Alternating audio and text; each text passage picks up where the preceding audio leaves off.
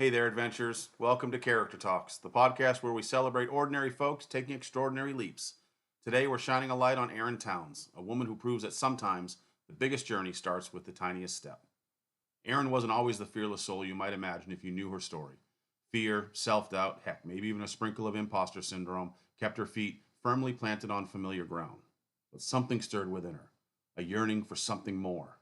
Maybe it was a whisper of a dream, a flicker of possibility, or simply the quiet nudge of her own adventurous spirit. Or maybe it was just her resiliency waiting to appear. Whatever it was, Erin took that first step. It might have been signing up for a class that terrified her, venturing to a new place solo, or finally putting pen to paper on a story she'd been burying for years. But that single step, that brave act of believing in herself, set off a chain reaction. Obstacles? Erin met them head on, her fear replaced by a newfound determination. Self doubt? She silenced it with the steady rhythm of her own progress. And the naysayers, well, their voices faded in the background as Erin's own light grew brighter and brighter, and she surrounded herself with the right people to create an environment that encouraged her success. This is Erin's story, a testament to the power of taking that first step, of trusting your own inner compass and believing that even the most ordinary among us can achieve extraordinary things. So get ready to be inspired, to have your own doubts challenged, and discover the magic that happens when you step outside your comfort zone and embrace your journey.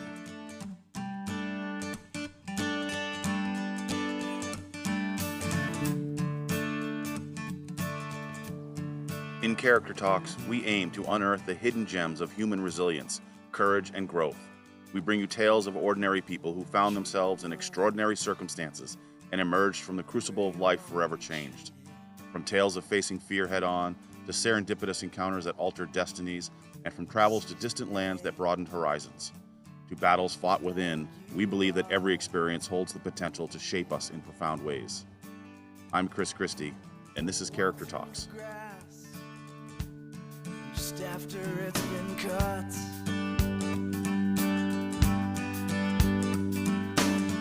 and wade through the stream or maybe run through the river, even though you may get just a little bit wet. A bum bum sheeto, a bum bum sheeto.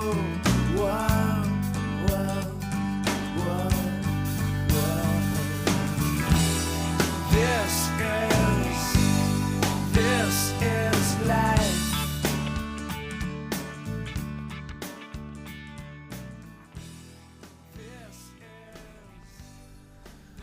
All right, good morning, Morning. Erin. Thank you for opening up your house on a Sunday morning. This is a perfect setting to have a nice chat.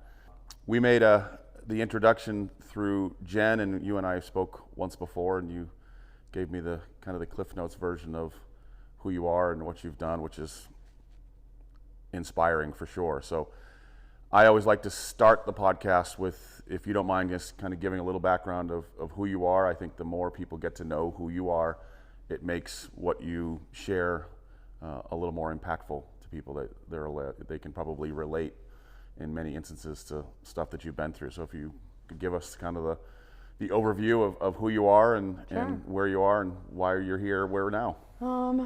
Let's see, I'm a mother, first and foremost, teacher, graduate student, and professional photographer, so I think I carry like a lot of different titles, but like who I am, sort of an individual that, I don't know, really like invests a lot of time in America's youth, and it's really, for me, the bottom line is, it really kind of like comes about, I think I would say that I've been a teacher for 24 years in a public school system in Maine. My background is in social studies education, although I have, sort of branched out from there, if you will.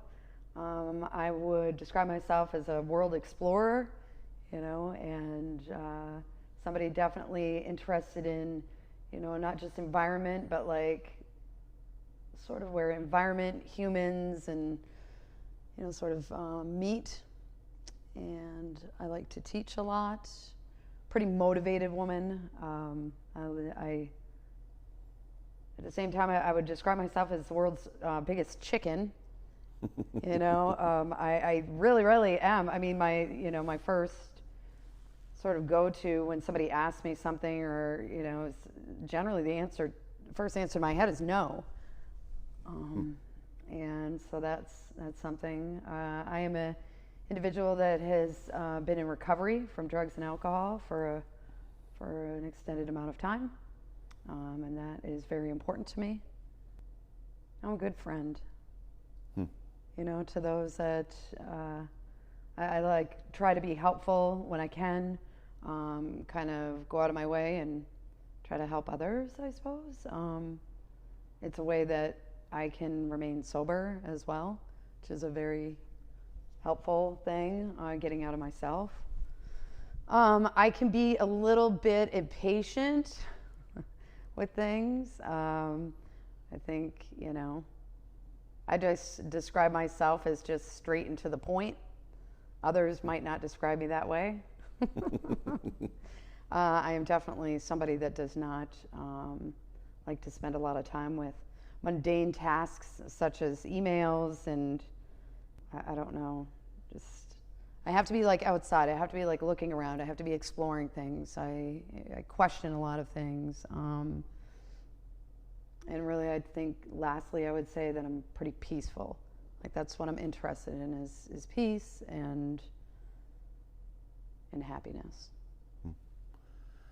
So we'll get into your word in a second, but the part that I was intrigued with when you said that you're naturally a chicken, and your first word is no. Yeah. Has that changed over the last, from Erin from 10 or 15 years ago to the Erin of today? Have you become, because you also commented that you're a little more curious and you like to question things, so has no become less of a hurdle in the last 10 years or so? Or I mean, I think it's not really a hurdle for me. It's just that's the first inclination to my head, and that has not changed. It really hasn't. It's pretty interesting in that way, but after a while, it's just I also am an individual that can't live with the word no. Okay. Because I just think to myself, if I say no, ultimately it comes down to this. If I say no, am I going to regret it later? And for me, I think that is worse. I can't, I've been put into a lot of situations in my travels and in my lifetime where I could have said no, and very uncomfortable situations, and then at the end of every single one of them, for the most part, I was glad that I did it. That's interesting, because I think that no is a hurdle and is a stumbling block, and I love the fact that you said, I don't want it to be a regret. I mean, the very essence of the character mill, is to eliminate regrets. Yeah. So people then share stories and memories and things like that instead of sharing regrets, and the fact that you don't want it to be a no and don't want to miss on that regret, I think is important. I've been around where people have said no in a crowd-like atmosphere. For example, I was traveling with a set of teachers in the country of Japan, and we were given an opportunity to participate in something called onsen, which is going into the public baths. And so we were on the bus on the way there, and the Japanese sort of translator and our guide said to us, well, there's no clothing that is allowed. You can't wear clothing in the onsen. And for a group of American teachers, that was kind of, and even my gut reaction was are you kidding me right now? I got to be naked around these people? And of course it was separated by gender and, and that kind of stuff. But I remember there were some teachers that sat that one out. They couldn't get past it. They asked questions well, did we get a towel? And they were like, well, not an American towel. You get a Japanese towel, which is the size of a washcloth. So it's you see these, people that are kind of trying to process that. And I just thought to myself, this is the last thing that I want to do is like get like all naked and things and get into this. But you want to know what? How often am I going to be in Japan? How lucky am I to even have this option to say no or not? And will I regret it if I didn't? And I had to do it. I had to do it. And it was one of the most relaxing, one of the most beautiful things that I've ever experienced. Just very cleansing and very relaxing, and just, it was awesome. On the top of your head, can you think of another absolutely. instance where it was the no was there and you said, oh God, went well, through that another same one. process So I again? am a super chicken, and I'm very scared of heights. Very, very. I have a best friend. Her name is Jenny, and she will attest to the fact that I'm the world's largest chicken. And I was in the country of Ecuador. We were in the Amazon, and we were hiking through with a guide, and there was a chance to get on this swing that had this little frisbee seat, and then they would chuck you, literally like launch you off of this ramp, and the swing would go out over this like canyon that was just, it just dropped forever. And there was nothing in my body, my entire body, for me to step up onto the box was like my legs weren't moving, my hands were sweating, and I just thought, this is the last thing that I could, but I just could not live with the fact that what if, will I regret this later, and I don't have it in me. And so I just got onto that thing, and I'll tell you what, I closed my eyes and I held on to that rope, and I was like, and I screamed at the top of my lungs the whole way up. I couldn't tell you what it looked like, but I did. I flew out over that thing, and I came back and just about collapsed. It was, that was one of the scariest things I think I've ever done. There's a great video, I don't know if you've seen it, from Will Smith, the actor, that talks about how a bunch of his friends are together and they're all like, let's go skydiving, and he's like, oh yeah, let's do skydiving, and then you wake up the next morning and you're like, what the hell did I just agree to do? Go skydiving, and then you worry about it and you stress about it, and then all of a sudden you get up, you're finally up in the plane, and the instructor says, okay, we're going to jump on 3, and they go 1, 2, and then they push you on 2 because they know everybody grabs on 3. And he goes, at the very moment when you actually should be the most scared because you are about to leave a perfectly good airplane, it's pure bliss. Like, we create that fear leading up to something when there's really nothing to be afraid of because nothing's happening. But then at the very moment when you actually probably should be afraid, you're not. It's just pure bliss. It's like the best things in life are just on the other side of fear. Yeah, I would agree with that. I would totally agree with that. There's times I do a lot of work with the University of Maine. I've been very, very lucky in my life. I work with the UMO Polar Geophysics team, and so I get put on to these huge like ice fields in Alaska. And before I'm going, I'm having to buy all of this gear, and I'm thinking about it, and you're looking at the list of potential hazards, crevasses, and and I'm on Instagram, and I'm seeing this sort of reel of this guy that was skiing, and then he fell into a crevasse. And I'm just thinking to myself, and it's 2 days before I'm leaving, and I'm like, what am I doing? What am I doing? And then we were there. We got to snowmobile. We snowmobiled about 100 miles and collected all kinds of data for glaciologists and snow scientists, and it was amazing. And I really had to trust in the fact. I think fear sometimes also comes with those that are around you, like the trust factor.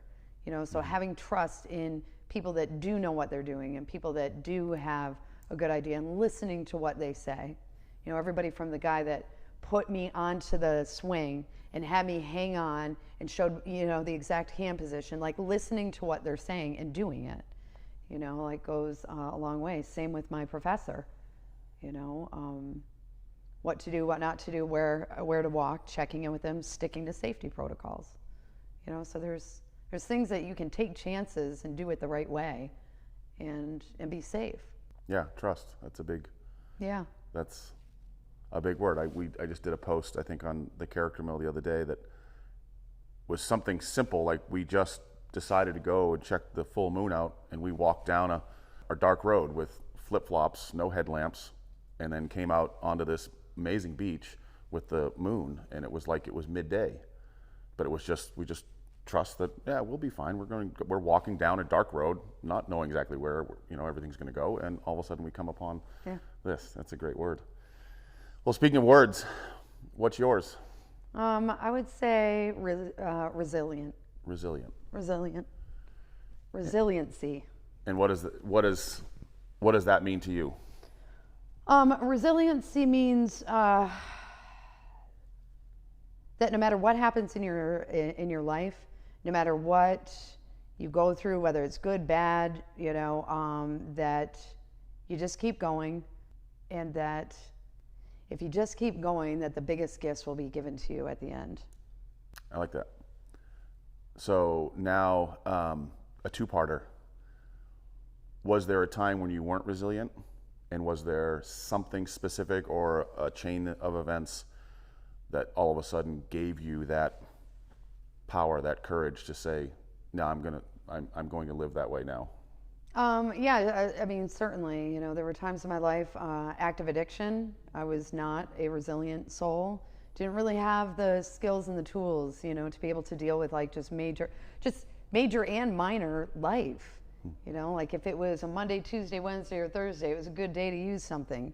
If I was mad, sad, or glad, it didn't matter. It was either celebratory or, or sort of to console myself, like it just didn't matter. And, without those, I think I lived this life where everything was like very, very much on the surface level, even, friendships and the way that I spoke to people, and I could never really be authentic or true to myself.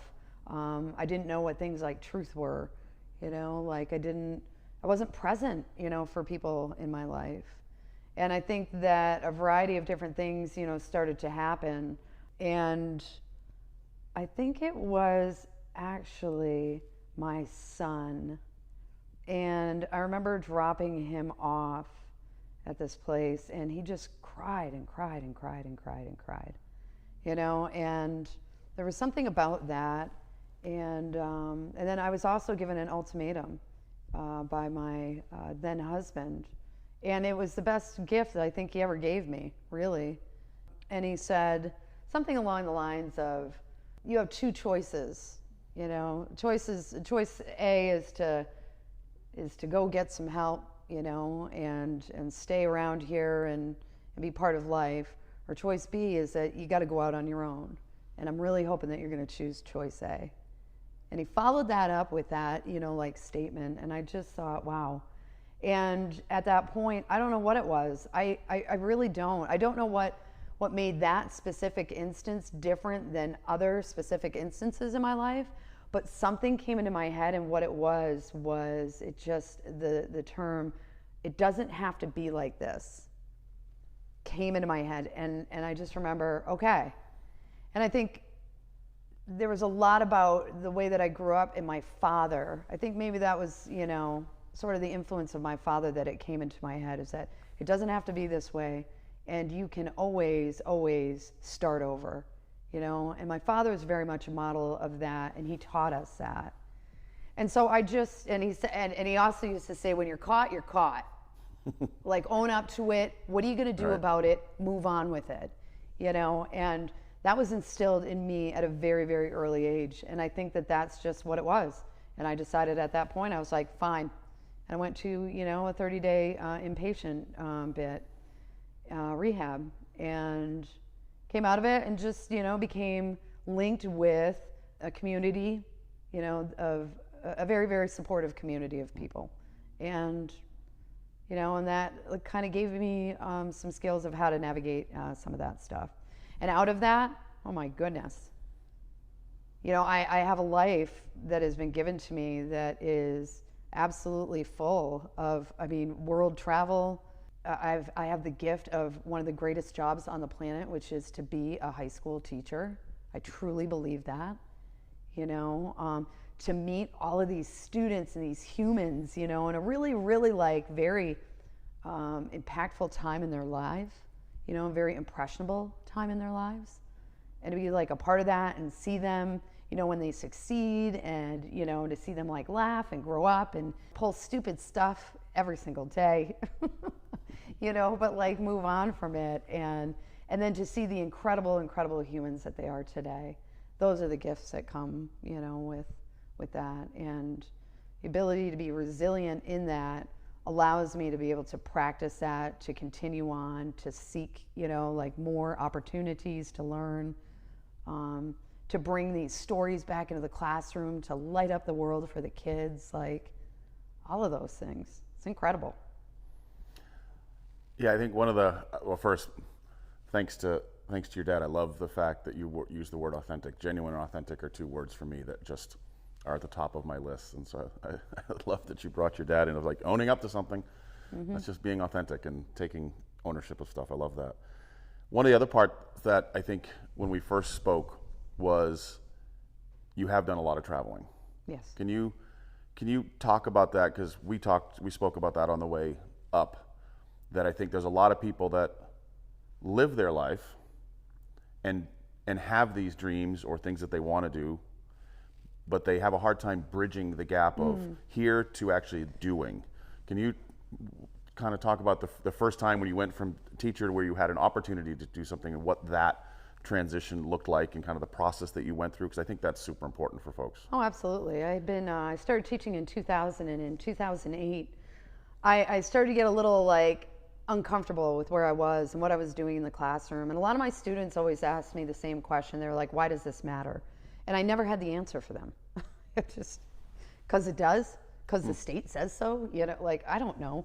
And so I was sitting at my desk, and I got this email from a grant writing office in my school district. And it was from this woman by the name of Nancy Tremblay. And the email simply said, are you interested in traveling the world? And I thought to myself, well, yes, I am interested in traveling the world. And as a young teacher, of course, I didn't have the money for that, and so the email went on to say there's money involved here, was the gist of it. And so I just got right up out of my chair. I was actually in a prep period, and I went and I signed out of the office, and I went downtown to go find Nancy Tremblay, because why not? Right. And so behind this desk, filled with like papers were all over this office, and I saw her like wild hair first. She had this like really wild hair. It was beautiful, and I met her, and we started talking about it, and she introduced me to the world of competitive grant applications for teachers. And so I applied for the first one, got turned down, and I remember crying about it. And my mother-in-law at the time, who was a fierce personality herself, she was an amazing woman, and she just looked at me and she said, what are you crying for? Reapply. I thought, okay. This like speaks back to the people that surround you, having trust in what they have to say. My father, her, right? So I said, all right, sounds good. So I reapplied. Nancy helped me, and this time I got my first professional global professional development program opportunity. And that was financed by the government of Japan. And it took 40 or 50 teachers to Japan and put them on tour. So we studied things like economics, history, society, religion. We got the general, gist of it. And then we were put in schools. So I saw every level and every type of school in Japan that there was. And we spent time, and then we came back, and you had a follow-on project that, to show how you would incorporate it in your classroom. And so I was able to bring back all of these like rich experiences and this insight, into the country of Japan. From there, I, of course, became hooked at that time, and so worked again with Nancy a couple of years later and got the Fulbright Teachers for Global Classrooms program. And that one sent me to the country of Kazakhstan. And it was the same gig, it was just like you're working with teachers. This time I was hosted by a wonderful teacher, Russian teacher in northern Kazakhstan, an incredible individual. And I had the time of my life there, you know, and we had to do some really scary things there that we didn't want to do too, you know. And then from there, I've been on similar programs, Ethiopia, Spain, Ecuador, Ethiopia, Germany, Southeast Alaska, British Columbia. And then the last one that I just did was with the Polar Trek Teacher Program in 2020, and in 2022 with that program, I was matched with a glaciologist who works for Woods Hole Oceanographic Institute. Her name's Dr. Sarah Doss, and I was able to accompany join their team on the Western Greenland ice sheet, studying glacial hydrology. Wow. Yeah.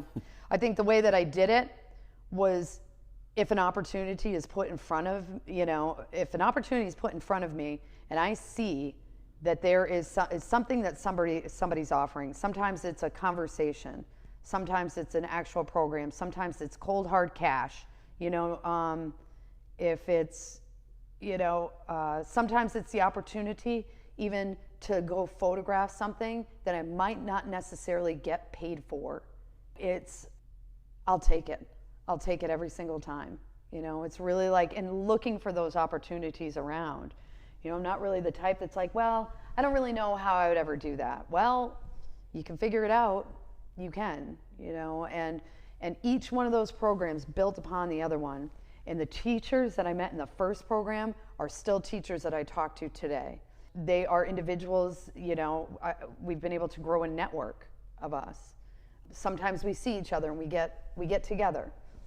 Some of them are some of my most valuable ears, when it comes time for wanting to know something. That researcher, my work with her led me to my master's degree advisor, Dr. Seth Campbell of the University of Maine. And Seth and I ended up we went to college together, like back in the day. It's all of these things that sort of come together, and I've met people in the weirdest places, that have become very, very important in my work, I met a woman in the middle of Iceland at a table at lunch that was from Portland, Maine, and it turns out that she worked for the Portland Museum of Art, and she's interested in polar, like regional topics of all kinds. And we talk a lot, so it's just really interesting. Yeah, and I love the fact, well, one, I love your word resilient, because as you were talking and you applied for the grant the first time and you didn't get it. Yes, a lot of people just would have said, you know what, maybe that's just not for me. Well, resiliency. In this world, like I have been turned down far more than I have gotten accepted for these programs.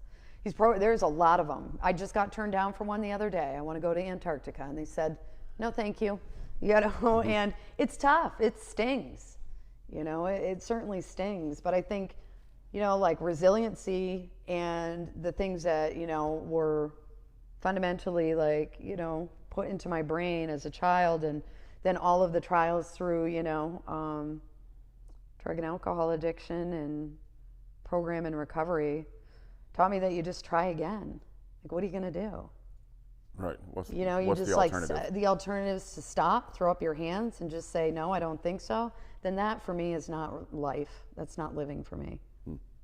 I love that. And you also mentioned that because of your resiliency, it's important of kind of who you surround yourself with. You talked about earlier, and now in this portion of your life, the people that you're surrounding yourself with share those values, that resiliency, if you will, of, well, I want to go out and see more, and there's more to this world. And I think that's the other important part, is surrounding yourself with folks that are that important. I know I've had one of my best friends who I haven't spoken to in the last 7 or 8 years, because it finally got to a point where, no, when I was around him, it was drinking and everything. I'm like, no, I don't want that in my life anymore. And it's really hard to cut those people out of your life sometimes, but you got to surround yourself with folks that inspire you. And it sounds like that's...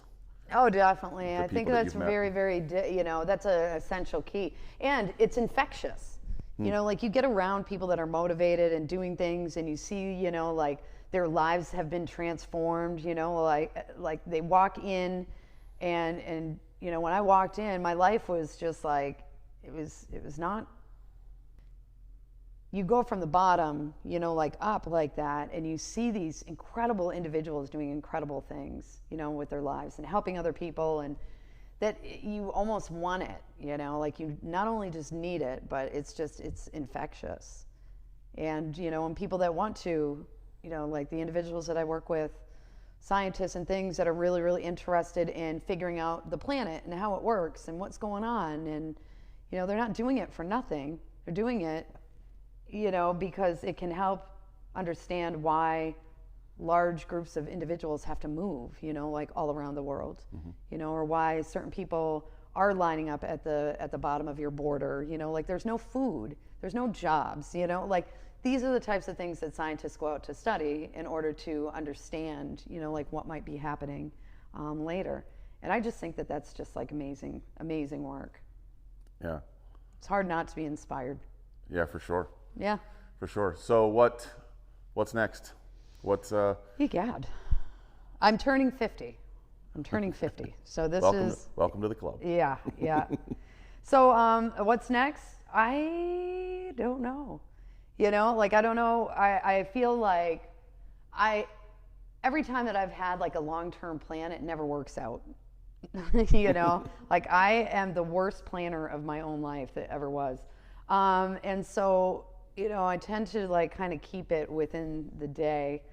It's sort of short term. I really don't know where I'm going to end up. Like there are some people that are like, are you going to stay with teaching? You know, and I don't think that I could live without teaching. I don't know, you know. At the same time, I have dreams. I want to go to Antarctica. That is where I want to go, and I am hoping to get there, you know. And I don't have any idea how I'm going to get there. But I mean, the one thing that, you know, my life has taught me is that these opportunities build upon, and, you know, and all of this networking and all of this work that I'm doing, that if I just do the next right indicated thing or what feels good, that it might lead to the next thing that might lead to the next thing that's called Antarctica. Does that make any sense? You know, and then as far as my 50th birthday, I'm taking my son and his girlfriend, and we are going to Iceland, and we are going to jump into a place called Silfra, where the North American plate meets the Eurasian plate. That's what we're doing in February in the Arctic. Wow. That's awesome. Why not? Yeah. YOLO. I love it. I'm also not an individual that's made of money, you know, and so like it's very, I think one thing that I hear often, or a lot of people question, is how do you have the money to do this? And these are grants, and you have to work hard for them. Like you just don't get a grant and people just like finance you. You have to like, you know, have something on the other end. But I love it because it's really like helped me to grow as an individual to create those things. But at the same time, part of that resiliency has been the ability to go from a place where fiscally and financially I had no idea how to operate or function, to a place that I do know how to do it, and I can do it. It still makes me super nervous to spend that amount of money, you know, to like go someplace. And then at the end of the day, I was like, you want to know what? Money comes, money goes. It always has, it always will. And this is time with the most important people in my life that I could never get back. And I can't think of a better way to turn 50 than to hang with those guys. Yeah. I think I know the answer because I know your word, but I think a lot of people get caught up or stuck with not having a plan, not knowing what's next, and therefore I think that sometimes holds them back. And so, the not knowing is that a level of fear for you, or? Actually, in a way that I used to work for Cushnock Brewing Company, and I was a waitress, and I've worked for a lot of restaurants throughout my time, and I was coming to a point with my photography, right? Beautiful shots, by the way. You were incredibly talented. Thank you so much. And I had to make a decision. You know, being a waitress, it's great money. You always have money in your pocket. You know, like Cushnock was a wonderful place to work for. I had so much fun there. And at the end of the day, it was like I wasn't getting time between teaching, and I knew I was going to school again. I was going to enter back into school. And then any time for photography or to develop or to even like have the time to just like rest and relax and get rejuvenated in order to, you know, incite creativity. So somebody that I was speaking to was like, well, maybe you should quit your job at Cushnock and lean more into your photography, that maybe that might be worth more in less time. And I was like, I don't really know, and you know, and I don't, you know, and I dragged my feet for probably a good year on that and just continued to work through that. And then finally somebody said something to me. They said, if you want to be a professional photographer, then start to act like one. And I thought to myself, okay. And what it did was it forced me, when I quit that job and I no longer had that extra income coming in, it forced me to pay more attention to developing what I really wanted to do in order to get that money on that end of things. And the more that I did it, you know, like the more it started to work out. And, you know, and I started to make money. And it does take some work, you know, to do that. And it's okay, you know, but it's work that I absolutely love to do. I think the gift of photography is amazing, you know.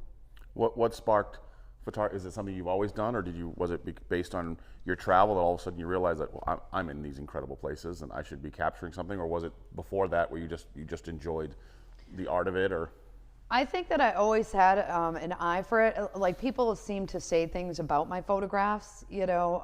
Obviously, traveling the world, you also are bringing people scenes and sights that they are not familiar with, maybe necessarily. But I've always, even when I was a little kid, I was always interested in details of things, like not in general life. Like, I'm not known as being a detailed sort in my general life. I'm like, la la, you know, but in the way that I look at things. So if I'm going to like look at something outside, things that catch my eye are like color, texture, right down to like the nitty gritty. Like, I can find something on the ground that's super tiny and I'm like, oh, look at that, that's beautiful, you know. And I've always done that. And then always been interested in looking at those details. So I think that photography, for me, I was in a particularly bad, you know, situation when COVID hit. I was going through a second divorce. It was awful. It was awful. But definitely the best place that I needed to be. Mm-hmm. And then they sent us all home from school. So suddenly I went, you know, and I was like, oh my goodness. And a local photographer gifted me a camera, you know, like, knew that I wanted to take photos, knew that I was going to Greenland, and gifted me the camera with the only caveat that when I learned how to use the camera and I got my own, like, big girl camera, I guess I call it, that I would pay it forward, you know, and perhaps give the camera to somebody else that was starting out, you know, like, in that way. And so then I was like, well, if I really want to do this, then I need a course. So I took 2 online classes, just digital 1 and 2 through Main Media, that taught me how to just operate the camera. And then from there, I just started snapping stuff, you know. I was shooting 50 to 100 photos a day. Wow. Yeah, and I'm still right around, I'd say more down towards like 50 to 70, you know, photo, but I can do that in 10 minutes. I love it. But I love it, and what I love about it is like getting people to do things, you know. So like I'll take a photo and I'll flip it into some sort of weird like other perspective, you know, because the one thing that my world travels have taught me is the value of collecting perspectives. Like, people, you know, you only have like one way of doing things. Oh, this is the only way that you can do that, and you're too scared to like get out of that, what you think is the only way to do that. There are more perspectives than that, you know. So my photography like kind of comes in there, And it's very much a feature of that, because my personal philosophy is that there's not just one way to do something, and there's not just one way to look at something. I love making people stop that scroll and then they turn their head like this, and then they'll try to kind of turn their phone to see what the phone, and then the whole thing flips over again. It's really kind of symbolizes that way of flipping, around this perspective that you have that you can't do something. And I tell my students all the time, I'm like, well, not with that attitude, you can't, come on. Yeah, it seems like the world has gotten filled with less perspective. Maybe, or maybe people are extent. it's not really filled with less perspectives, it's just people aren't willing to really entertain other perspectives. There you go. Yeah, that's better way to put it. I think people are like, okay, well, I go to school, I graduate from high school, I go to get some kind of training, whatever it is, your college, your vocational, whatever you got going on. I, meet somebody, I settle down, I have my, 2.7 kids, whatever that is, Off-white I get fence. this, house, and then we go on this vacation to Florida, and those are all beautiful things, and those are all very fulfilling, it's a beautiful life. If you want to do something different as well, you can go back to school, do something, have you ever wanted to study something? Just start small, dream big. You can do it one step at a time. I don't have to go back to school and take a full load of courses. I can start with an adult ed course right here in my backyard that's an hour long once a week, and just look into something that interests me. Some of the best things I've ever done have started with just one small step. Yeah. Have you ever seen the TED Talk of the 12-year-old called Hack Schooling? No. It's a 12-year-old. I think he's out in Colorado. He's somewhere out in the Midwest there. And he was talking about that in school. It was always, well, what do you want to be? And everyone wanted to be a fireman. Everyone wanted to be an astronaut. Everyone wanted to get married, have kids, and a white picket fence. And he goes, I finally realized that when they asked me what I wanted to be, my response was, I want to be happy. Yeah, that's and cool. So he and his mom just completely, he was very big on, I love the concept of hackers. Hackers take something that we think works great, they hack it, and it forces us then to make it better. And then they hack it, and it forces us to make it better. And he says, essentially, he and his folks hacked the school system, and so they created their own system. He goes, now we go out for science, and we go up on the mountain with guys, and we learn about snow compaction and avalanche and how all that stuff works. And we go out and do all these things as part of our schooling. And it was, so his TED Talk was Hack Schooling. It's probably the TED Talk that I've watched probably 25 times. I love that, because we are doing kind of the same thing with kids right now through the University of Maine, and we are taking them and putting them in polar regions and studying things on the ground with them. That's what we did all last summer. So we ran I don't even know how many kids, over 100 kids, up on the Juneau ice fields, and then we took another 12 of them to way up in the Arctic to Tulik Field Station. And it's really kind of putting kids on the ground and seeing the benefits of that, and seeing the amounts and depth of knowledge that come, not just from this industrial model of education where split up by bells, from one class to another. It's kind of taking a look at life as interdisciplinary rather than just these one path. This single path is just not. A single path can get you somewhere, and you can be amazingly successful. Congratulations. I don't know. I think, also the longer I teach, the thing that I've realized is that people's original plans rarely come to fruition. And success has many different forms. Absolutely. Yeah. So I always like to end with, I don't want to say necessarily advice, but maybe for lack of a better term, advice. If there's any piece of advice that you could give someone who's listening to this that maybe feels like they don't have that resiliency, they want to go do something, or they've been told no, or just one thought that you can think of that can help them and maybe give them that push to be a little bit more resilient? I would say that becoming willing to really look at life and take your first step. And no matter how small that step is, whether that is doing a Google search for something that you want to do, whether that's having a conversation or seeking out, even, you don't even have to have the conversation, just seek out an individual that might be able to help you with whatever it is that you have planned. You know, it's really being like willing to just take a different step, one different step to do something different. And I find that having that willingness to do it leads maybe a little bit closer to action later on. And that, you know, and keeping in mind that it doesn't have to happen overnight, you know, like that I think success is sort of like it's a process. It's not an event. It's a process, not necessarily an outcome, I guess. Yeah, It's not an event. Yeah. It's not, you know, you're not planning for your big event, you know, to be like, I'm going to be wildly successful and super rich. Okay, maybe. You know, maybe you'll get that. Like, and I hope you, congratulations if you already have, and if you'll get it. But I think, you know, I think the thing is, any time that I've felt stuck and I felt like I haven't gone anywhere, the thing that has been the most beneficial to me has been the ability to become willing to look at the situation differently, and then willing to just take one small step, whatever that is. Yeah, that's super important. Thank you. Yeah, thank you.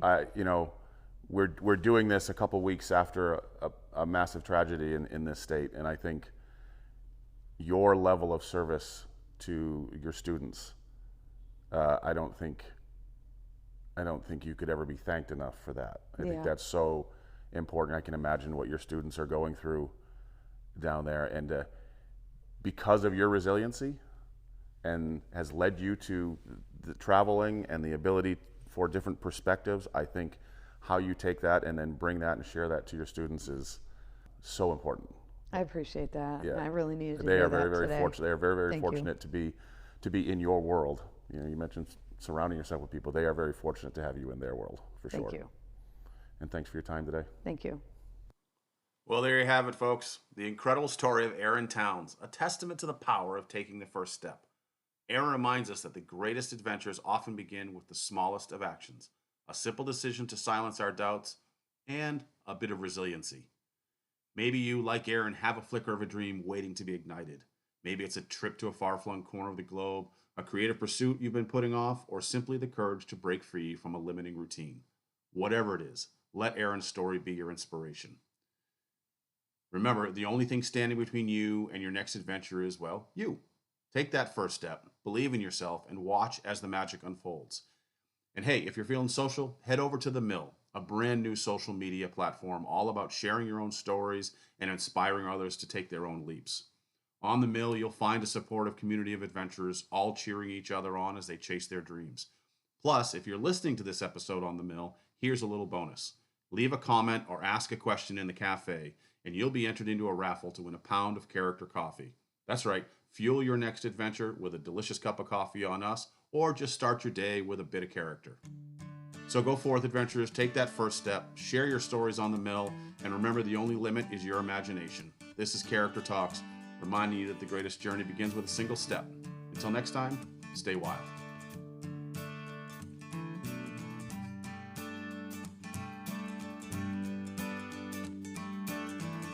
Treat the world the way you want to be treated.